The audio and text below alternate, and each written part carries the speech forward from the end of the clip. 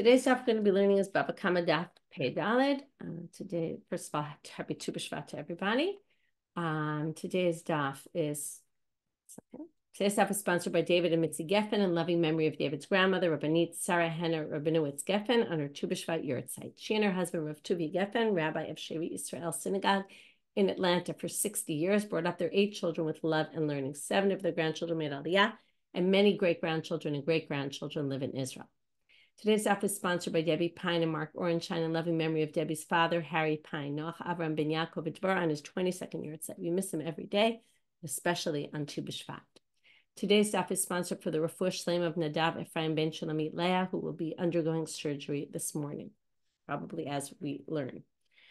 Okay, we're going to get started today from the very bottom of Pei Gimel Amud Bet. We're going to finish up, and if you haven't yet listened to Alana Sanhin Shiur, I highly recommend it in terms of how the rabbis are able to take this ayin tachat ayin pasuk and take it totally out of his pshat. And as you can see, and again, Alana discusses there are different approaches to how we view this switch from what the Torah says to what the rabbis say. And we're gonna kind of see that there's different approaches to how we view how this happened. And as you see in our sugya, we're gonna have, as I said, 10 different drashot on how we can derive this, okay? 5 of them are going to be rejected in the end, okay? They're going to be arguments that the rabbis are going to reject, but we're still left with 5 different proofs for this, and you can see how much this topic really concerned the rabbis and tried very hard until we see some possible other opinion that we're going to view later. But the general approach is ayin tachat ayin does not mean an eye for an eye. There's no way it could possibly mean that. And therefore, they understand it means monetary compensation. So we were up to the third, it was the second source, remember, because the first source has 2 explanations, and then we're on the third source now. The third explanation. Rabbi Dostai basically says it has to be money. Why does it have to be money? Because it could be one has a bigger eye and one has a smaller eye, and therefore taking out a bigger eye or a smaller eye is not equal, and it's ayin tachat ayin, which would sound like equal. To which the Gemara says that's not really a good proof. Why? Because my kushya, okay, Amre, my kushya, we're on the last line of yesterday's daf. It's not about the size of your eye, it's about your vision. If you cause someone to be blind, so what caused you to be blind? Blind. It's the same thing. To which they say, because if you don't say that, then you also can't have nefesh tachat nefesh. Why? Because what if a big person killed a smaller person, or a smaller person killed a bigger person? What? You could say, there's no way you could do it. It has to be equal, and we have to be, exactly a soul for a soul. So would have to be something equal to everybody, that basically you would get the exact same thing you did to someone else. And Ella, how do we understand nefesh tachat nefesh? Nishama shakil minei, nishama marachmana nishkol minei. We basically take your life. We take their life. Doesn't matter if you're a big person, small person. Hachinami nahora shakil minei, nahora marachmana nishkol minei. So here also it means your vision we take from you, whether, right? It doesn't matter, or your arm we take. It doesn't matter, small arm, big arm, it makes no difference. It's the fact that you now no longer have an arm or no longer are able to see. So basically, this one gets rejected. Next one, Tanya Idach, another bright. Rabbi Shimon ben Yochai omer, ayin tachat ayin mamon. And again, we're going to do the same thing. Ata omer mamon, you think it's mamon? Oh, eno ela mayim mamash. Maybe it's really an eye for an eye. So now they start bringing again a logical argument. Suma v'sime, kitzea v'kita, chiger v'chiger. What if the person was already blind and then he blinded someone else? Now you can't make them blind because they're already blind, or didn't have an arm and he cut off someone else's arm. Didn't have a leg and cut off someone else's leg. But then you wouldn't be able to, it's hard to talk about this sugya with knowing that there's a lot of soldiers in the hospital, specifically with these 3 issues. Anyway, what they're saying is if you already don't have this limb, then you won't be able to get punished in the same way. And then, and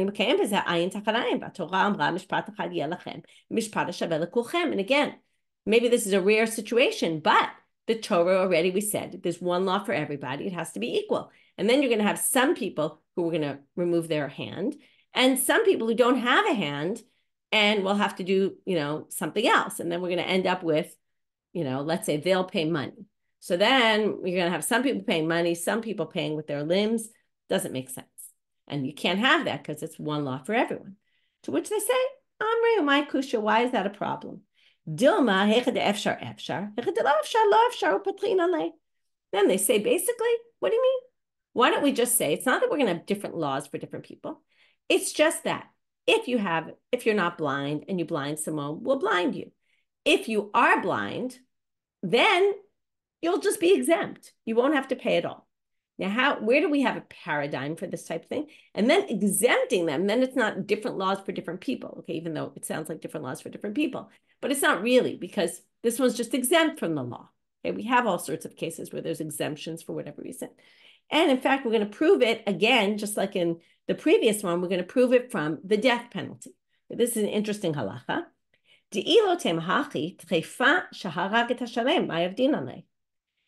A treifa, a person who's about to die, okay, they have some terminal disease, let's say, and it's clear they're going to die within a certain amount of time. So if they kill somebody, they don't get the death penalty. It's very weird to think about, okay? But they won't get the death penalty, okay? Why is that? It's a little bit complicated. I'm not going to get into all the details, but basically we say it's a case where it's educhi yatayachol azima. The adim that come and testify against this person that they killed, which is the only way you can obligate someone the death penalty is by witnesses, those witnesses aren't valid. Why? Because they can't be turned into edim zomimim. Why can't they be turned into edim zomimim? Because they can never get the punishment that they tried to do to that person. Because they tried to kill someone who was already about to die. And we can't do that to them because they are not already almost about to die.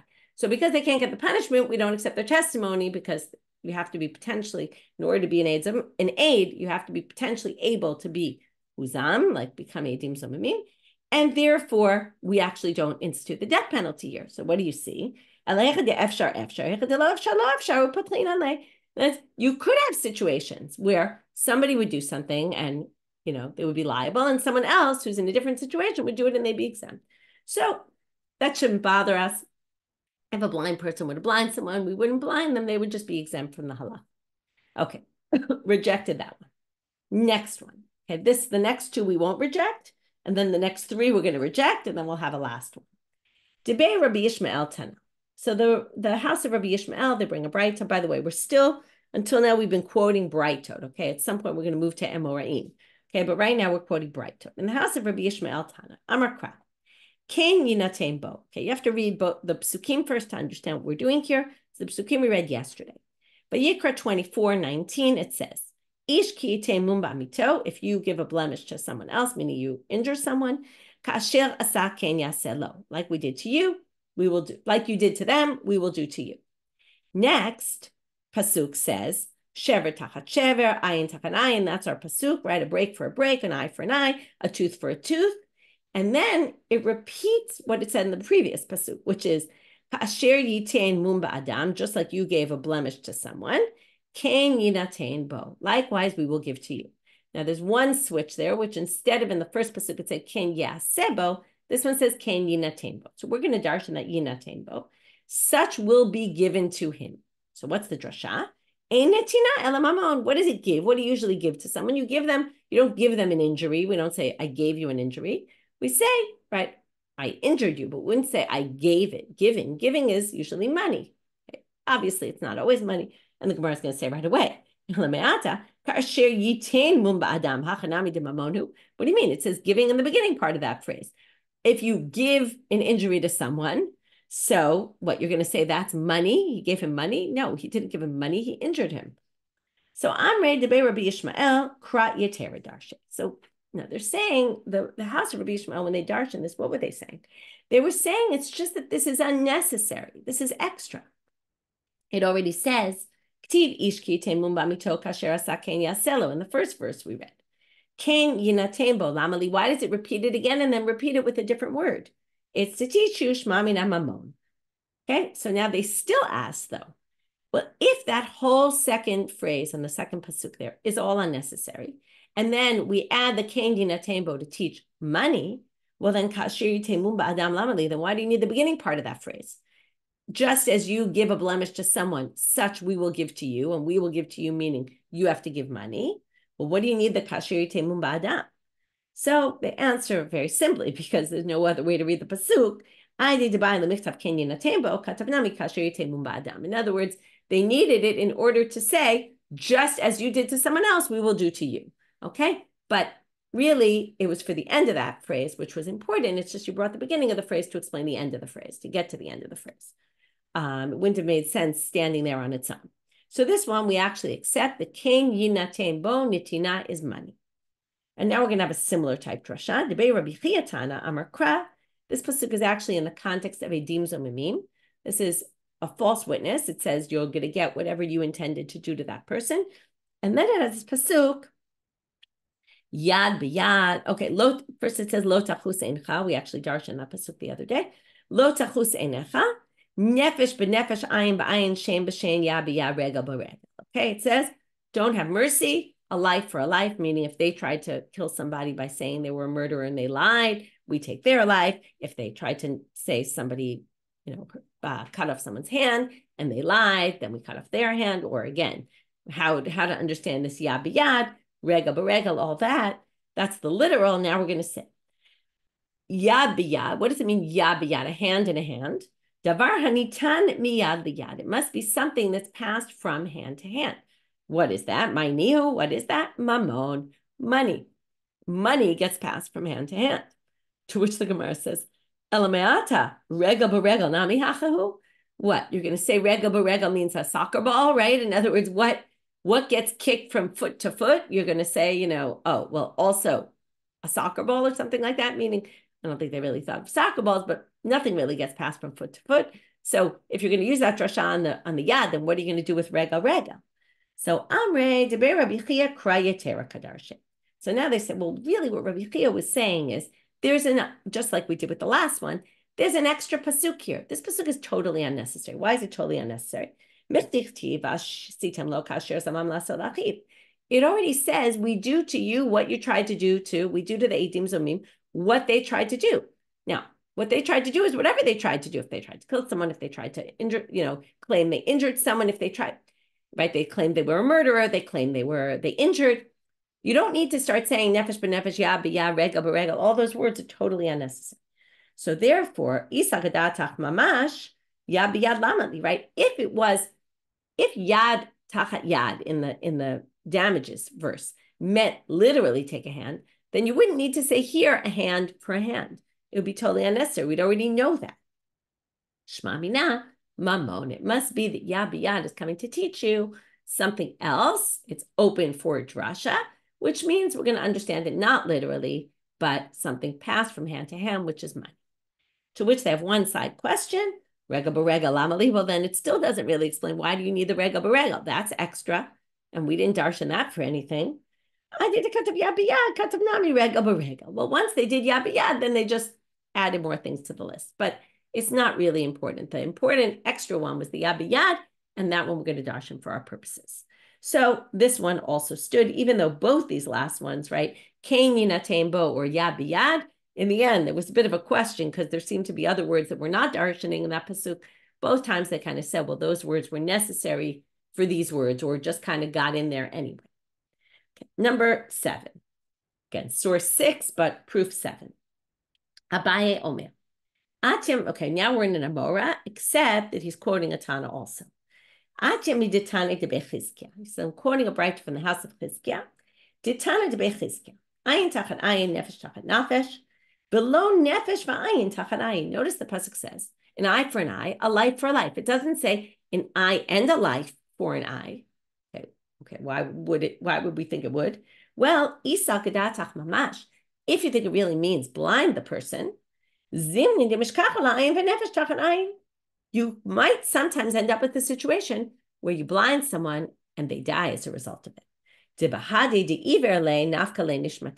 Sometimes you do something to someone, right? You could break an arm and it can get infected and God forbid, the person could die from it.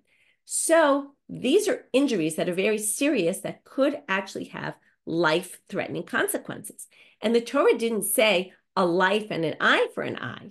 So you can't take out an eye for someone if it's going to actually possibly cause them more damage than what's supposed to, and particularly death. So the Gemara says, my kusha. That's not really an issue.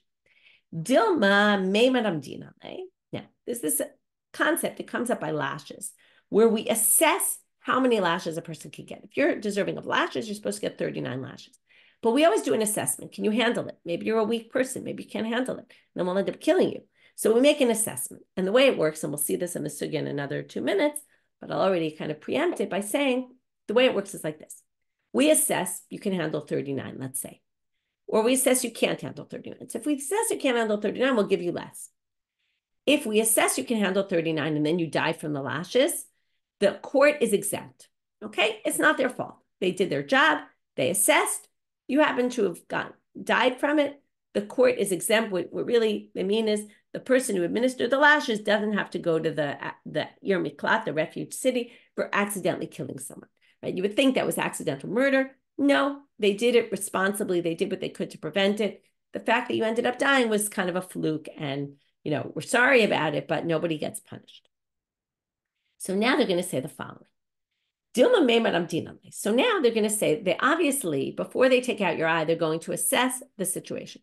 What do we think is going to happen to you? Can you tolerate it or not tolerate it? Again, this is all theoretical because we don't do this. But what they're suggesting is, theoretically, if our law was we take out an eye or we take out an arm, then theoretically, it really wouldn't be a problem. You wouldn't end up with an eye and a life for an eye. Why? Because first of all, we do an assessment. So, if you can handle it, avdina, then they do it. And if they think you can't handle it, then they won't take out your eye. Now,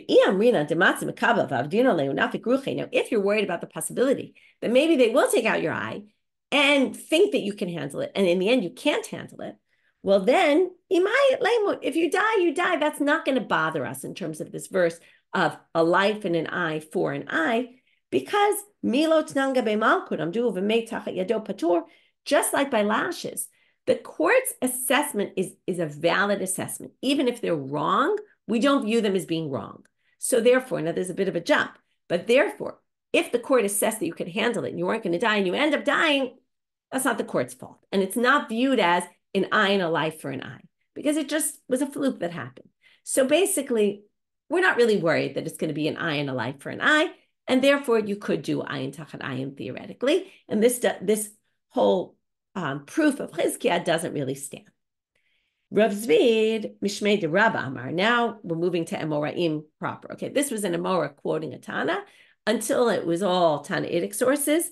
Now we're moving to Amoraim, which is just interesting to see how much this topic really, they were, you could say, somewhat obsessed with it, right?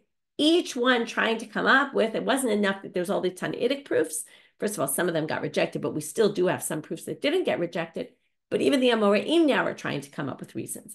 And it's clear they were also, like we talked about, that there were people who said, no, literal Torah shebichtav, we don't accept the rabbis, and therefore they're also trying to push. Here we're really proving why it's the case. Rav Zvi Mishmei de Rabba Amar. Amar Kra, Petza Tachapatza, Litain Sal Bimkom Nezek. Okay, this is a pasuk which we're going to darshan at the end of today's daf, which is Kviyah Tachat Kviyah. This is a burn in place of a burn. Sorry, I just lost my place. Okay, this is in Shmot chapter 21, verse 25. Petza Tachat Patza, an injury under an injury. Chabura Tachat Chabura. Okay, Petza and Chabura are both kind of synonymous. Okay, one's one type of injury, one another type of injury maybe, but okay, it's all these words. Burn in place of a burn, a wound in place of a wound, and an injury in place of an injury. Let's just call it that. So now, it seems unnecessary, all these terms. So what do we learn from Petza Tachapatza?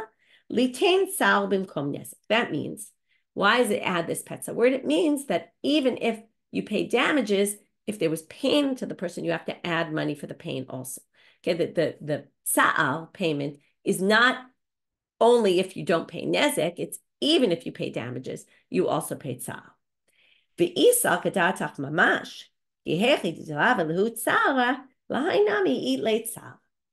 This is a very interesting claim. And again, we have to make a bit of a switch in our head about how we view damages. We view, before I even read it and explain it inside, I want to explain something outside. We understand if I injure you, what do I have to do? I have to pay you those 5 payments. They compensate you for your loss. Now you're going to be worth less money in the shuk. It's going to be harder for you to get a job. I have to compensate you for that. I have to compensate you for your doctor's bills. I have to compensate you for the pain. I have to compensate you for the humiliation. I have to compensate you for for the fact that you're not going to work right now because you're sick in bed. So that's basically what we call compensation. You need to get money, right? If we go with an eye for an eye, then there is no monetary compensation. And then what does it mean? It means I did something to you, and this is kind of the revenge. We do the exact same thing to me. And it's weird because, right, this is why it's also, forget about that it seems immoral and unethical, and we don't have courts knocking out eyes at people, blinding people. But it's also a matter that if I injured you, you'll end up with nothing. Maybe you'll have satisfaction in seeing that I got injured as well. But that's a little weird, right? That doesn't really help you in the end. It's a little bit strange. Now, in the ancient world, this whole concept of revenge was quite common.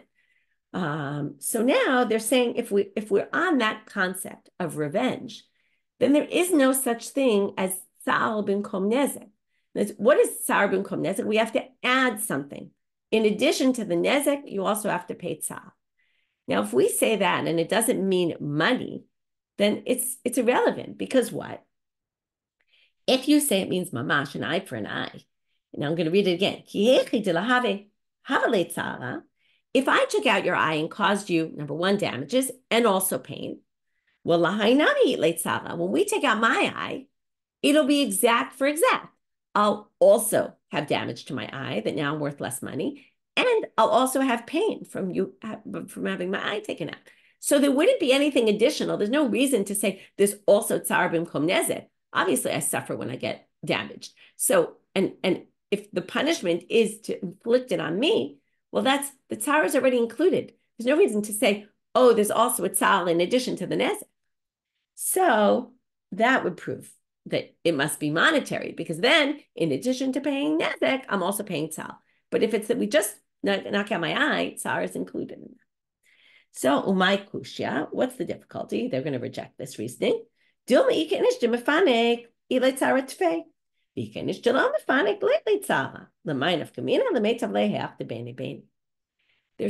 is that it could be I have a very high threshold for pain, which means that when we knock out my eye as punishment for having knocked out your eye, my pain might be less.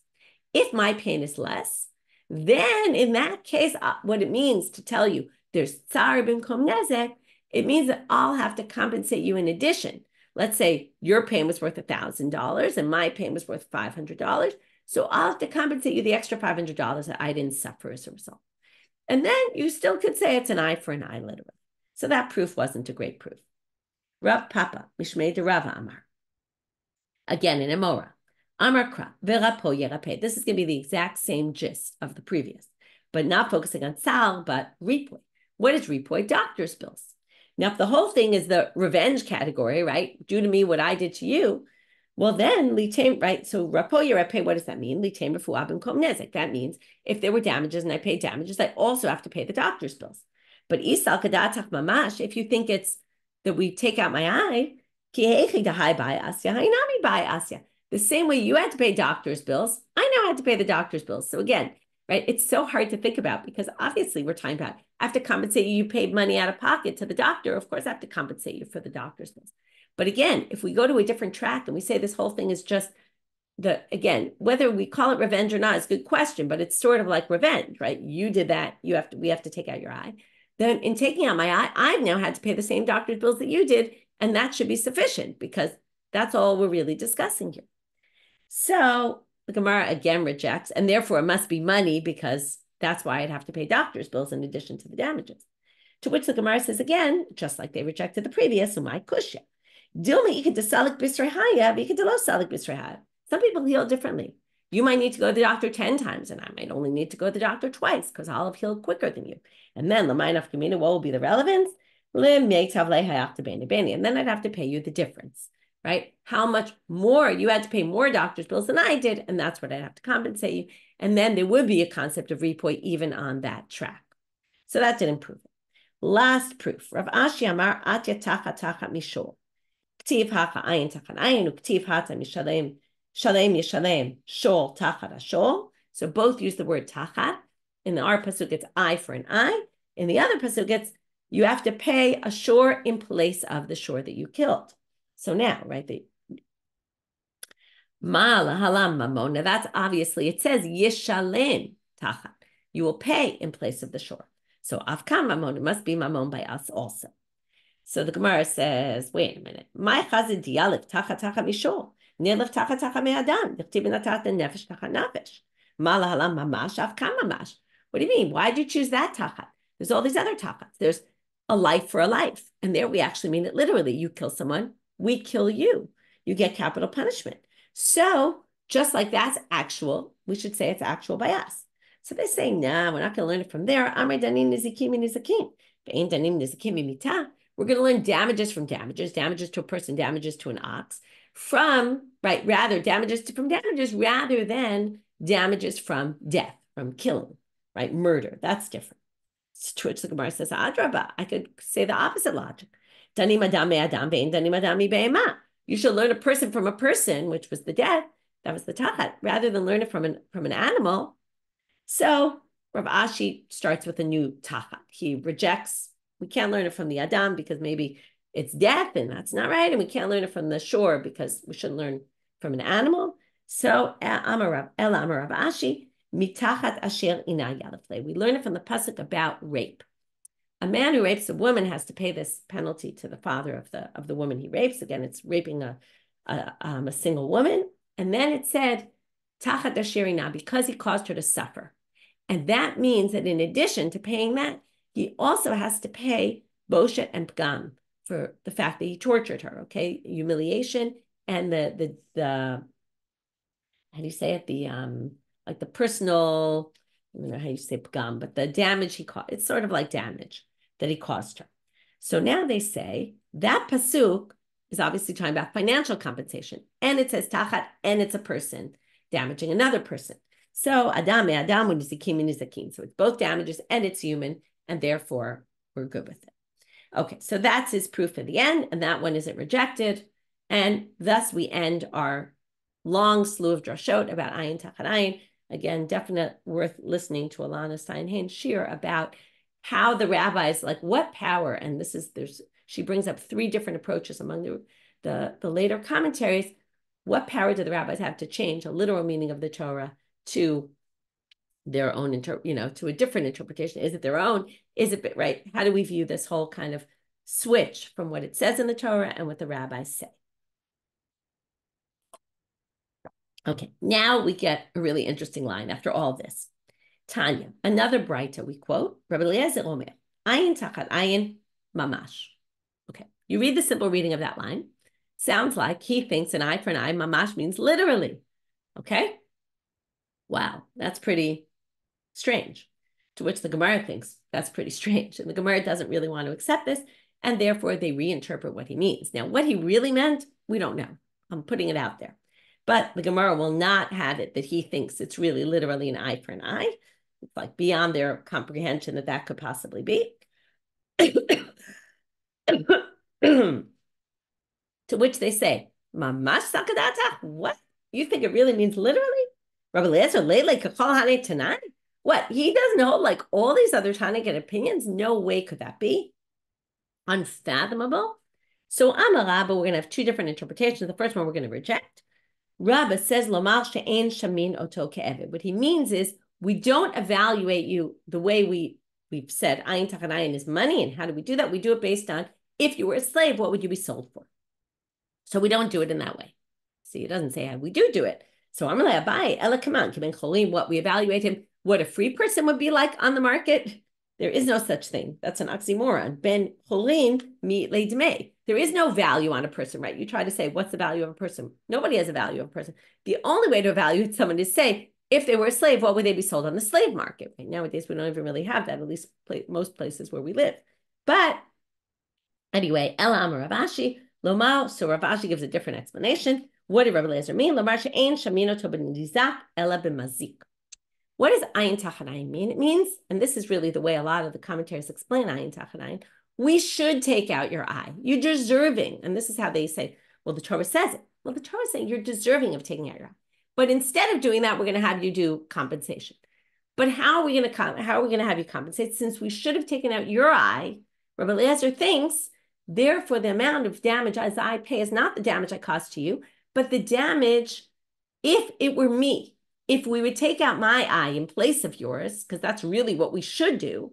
But since we don't do that, I'll pay the value of what I am in the shuk now, because I do have an eye, and what I would be worth if we took out my eye. It's very similar, by the way, to the shiur when we had b'demasik or b'denizak, right? Which one do we evaluate based on, the one who damaged or the one who was damaged? So Rabbi Eliezer basically agrees with the mainstream opinion. Mainstream opinion is obviously I compensate you for your loss. This is I compensate you based on what it would be if I had lost my eye. Okay, now we're going to move on to a bit of a different topic, still within damages and damages of people, but we're going to start with a case of an animal who damages. And from this, we're going to get to what they can do in Babylonia, what payments they can collect and what payments they can't collect. So Kamma, there was a donkey, who knocked off the hand, who basically broke off the hand of a child. Onto the commander of Farber Shmuel, they came in front of Farber Shmuel. Go figure out, assess the 4 things he needs to pay. Okay, this is strange in a bunch of reasons. So the first question, Amar le Rava, where'd you get 4? Aren't there 5 payments? I meant obviously damages. I meant how do we assess the other 4? But then Amar le Abaye, but you're so off base. It's an animal. Animals don't pay the 5 things. If you remember, only a person who damages pays the 5 things. If an animal damages, you only pay nezek. So Amar Lahu, so you said, okay, change it. Zilu shamulehe nizke. Go evaluate how much the damages are. So he cut off the kid's arm. So they went to the slave market to figure out, let's evaluate what this kid would have been worth in the shuk with the arm, now without the arm. Amar Lahu, right? Zimu shaiminu ka'avda. So he says, go do it like an eved. Amar Lahu avua diyanuka lo beinan dezila beimilti. He says, you know what? I don't want you to do that. I don't want you evaluating my son as if he was a slave. That's humiliating. Some people have the gear it's humiliating to him. Some people have the gear it's humiliating to me as the father. So the father, either which way, the father says, I don't want that humiliation. Don't evaluate. To which they said, Amruleh, but then you're going to owe money to the child because you're basically depriving the child of getting this payment.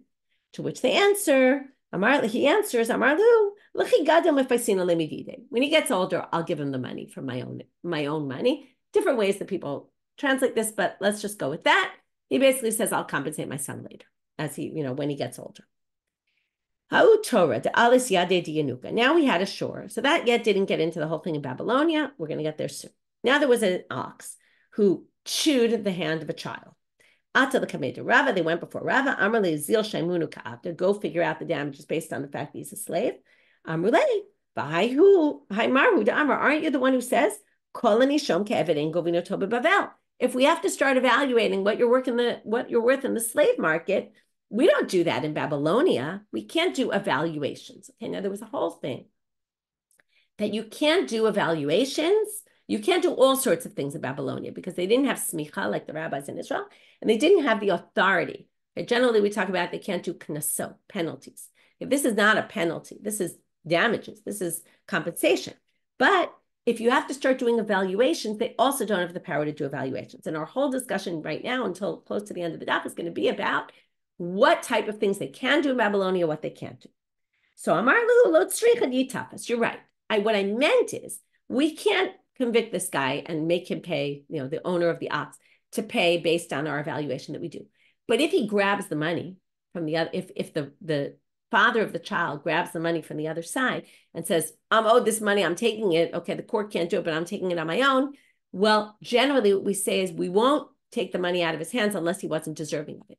So Rabba was saying, evaluate the child so that we know in case he takes the money, whether he took the right amount of money or not. Because if he took too much, then we can take the extra away from him. Rava l'tameh, Rava is consistent with what he says to Amarava. Niskei shor b'shor v'niskei shor ba'adam. Okay, we have to get this terminology straight. Shor b'shor and shor ba'adam means an ox that was damaged by another ox or an ox that was damaged by a person, meaning any damages to oxen. That's the easiest way to say it. Govino to bebavel. But niskei adam ba'adam v'niskei adam b'shor. But damages to a human, whether it's done by another person or whether it's done by an animal, ein govino toba bavel. And that's Rav is consistent with where he says there, which is a person who got damaged even by an animal. We can't claim that in Babylonia. So now the Gemara wants to know, why are we distinguishing between damages to an ox and damages to a human? Okay, Mishna is ke'adam ba'adam and is ke'adam b'shor delo. Why, when it's damages to a person, they can't collect it in Babylonia? Well, probably because Elohim be'ina v'leka, because you need Elohim. That's a word in the Torah that connotes judges. You need judges, and we don't have proper judges. The ones in Babylonia are not proper judges because they don't have smicha. But niskei shor b'shor ba'adam nami. But then that should apply as well for the oxen. Moving now to Amabet, Elohim be'inam v'leka.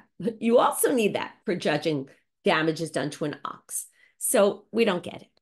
Ela ma'ishna shol v'shol ba'adam tishlichu tayu kaptina. We'd have to say, and then this isn't really going to answer our question either, but we'd have to say that it's kind of like a power of attorney, that the rabbis in Israel gave power to the rabbis in Babylonia to say, you can act as our messengers and you can do it on our behalf because we have the power to do it. So we can give you the power to do it when it comes to, right, just like midi dehavi hodaot b'halvaot, just like they can judge cases of loans and other kind of things that people owe, but we can also have them pay for damages to people's property, like their shore, like their oxen.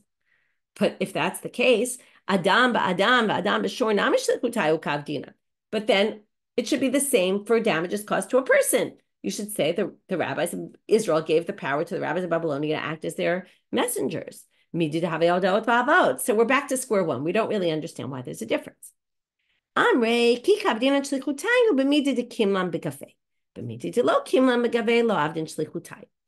we only do it in things where it's clear cut what it is. Like, for example, a loan. You owe $100, someone can command $100. If it gets to damages to a human, we have to start assessing the value. That they can't do.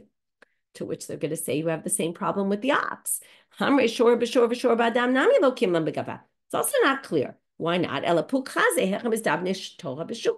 We still have to go out and see what's the price of the shore in the marketplace.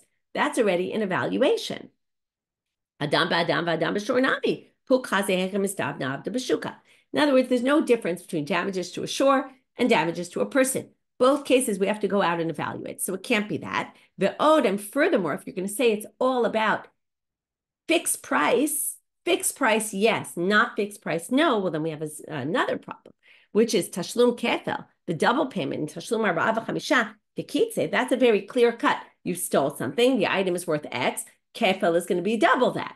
So that's also a set price. And navich likutayu, you're going to say they could do that in Babylonia, and we know they can't do that because that's a knas, that's a penalty payment, and they don't do that. Well, that last question is very easy to answer. So now we're gonna start getting to finally like how we really make these distinctions. They say Kika avdina shlichutayu b'mamona. B'knas alav dina shlichutayu. The first distinction is knas mamon. Knas, like arba v'chamisha and kefel, that for sure they don't do in Babylonia. It doesn't matter whether it's set price, not set price. On the mamon side, generally you can collect it, but only if there's a set price. Now, even with that, we're going to get into distinctions. So now, because that doesn't help us with the shore bit, right? The shore case, because the shore damage, it's not clear cut. So now they're going to say the following. So again, when they can act as messengers, it's a mamon. For knas for shore. Now, adam ba'adam de mamonahu na'avid shlichutayu ki ka'avdinan shlichutayu. So now they say, okay, well then adam ba'adam is mamon. You should be able to do it, but we said you don't. So it doesn't make any sense. So now they answer ki ka'avdinan shlichutayu b'milta d'shlicha. So now they add one criteria, and so we're going to add a second. Number one, it has to be mamon. Number two, it has to be common. What we're going to assume, okay, what was clear in their day anyway, is that it was much more common for animals to get damaged, much less common for humans to get damaged, both by animals and by people. So they said, we can allow you to have power of attorney in common cases. Now, this makes a lot of sense, because if you don't have it in common cases, these cases are going to keep happening over and over again, and no one's going to, because there's no enforcement, people are going to do it. But adam de lo shlicha lo avdinan shlichutai.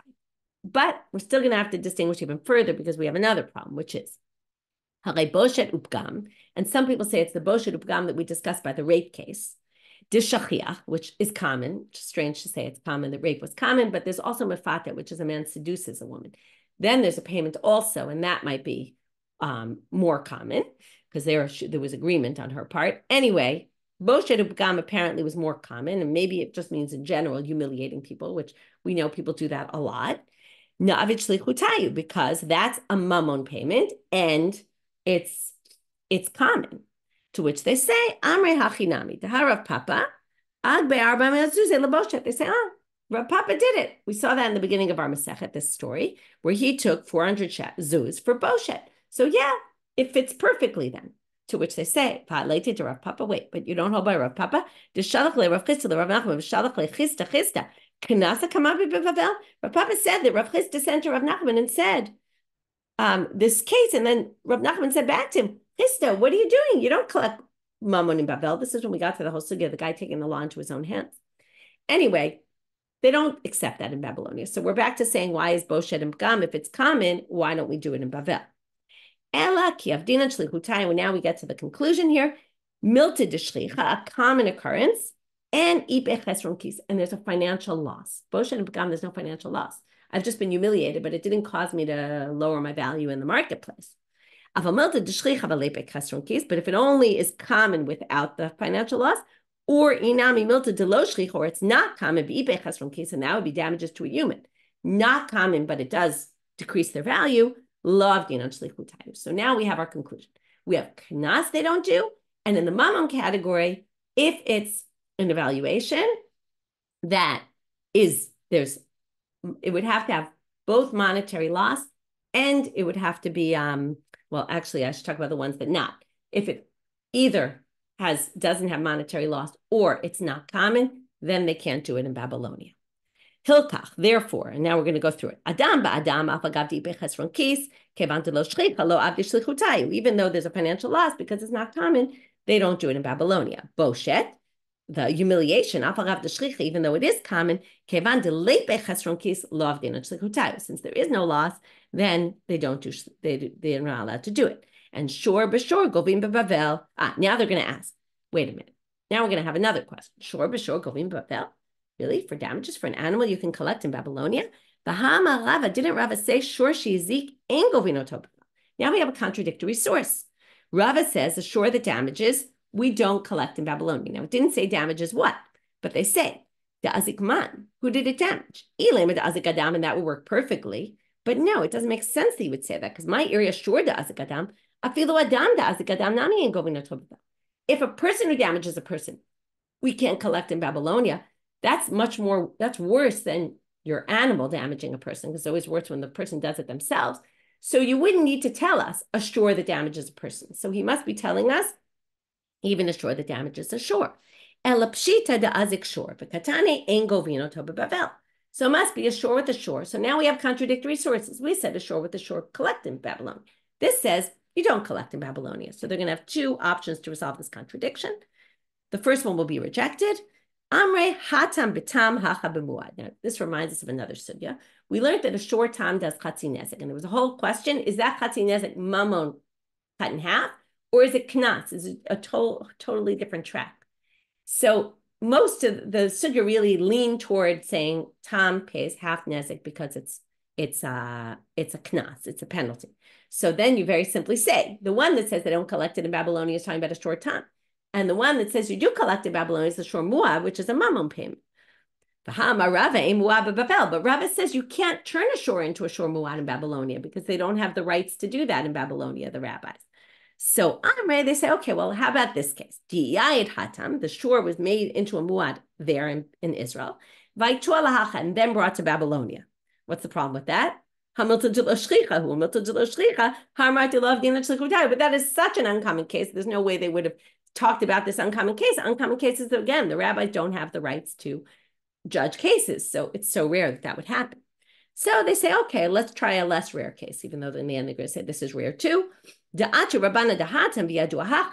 rabbis from Israel came and turned the shore into a shor muad in Babylonia. That's also very uncommon. We said the rabbis of Babylonia can't judge cases right? Where it's so uncommon. Ela ki ka'amar Rava. So here's a different answer. B'shein v'regel d'moadim mitchilatan. Now we're going to split. The one that says shor shizik they collect in Babylonia, that's shein and regel, because shein and regel are damages that you're muad from the beginning, which means it's money. Right? You're basically paying compensation. That they can do in Babylonia.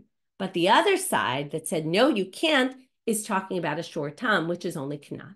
And there is no shor muad, so it's talking about carrying damages, and carrying damages in Babylonia are always going to be knas payments. Okay, last part for today. Okay, this is how do you pay tzaar, and the Mishna gave an example of a case where there was no damages. There's only tzaar. So, tzaar shalom umkom nezek mishtalem man tana. Who's the tana who holds that if there's tzaar without damages, you're going to have to pay? So you might have thought maybe tzaar is only when there is nezek, then you also pay the tzaar. Amarava ben azahi. We're going to actually teach one source and teach it in two opposite ways. Titania, Rabbi Eliezer, kvi'an emrat chila. Okay, we're talking about this pasuk in Shemot chapter 21, verse 25. Kvi'a tacha kvi'a, burn for a burn. Petza tacha patza, chabura tacha chabura. Okay, how to translate petza versus chabura is a good question. Petza, you could say, is a wound. Chabura is an injury. I don't know. They're both really kind of one and the same. They're okay, but they're obviously using different Hebrew words to say these things. So now these words are all really unnecessary. Or not unnecessary, but how do they work together? So Rebbe says, it says kviya first in the pasuk. And Ben Azai says, chabura ne'emra tchila. Chabura was said first in the pasuk. Okay, it definitely wasn't said first in the pasuk. It's not like they had a different order of the pasuk. So what's this machloket about? So we're going to see two different options. B'mai kamifligit. What's the root of their machloket? Rebbe savar kviya de leitle chabura mashma. Kviya, when he says kviya ne'emra tchila, it sounded like kviya meant without a wound. Just a burn, which means there was no damage. Okay? Now, when it then added chabura at the end of the pasuk,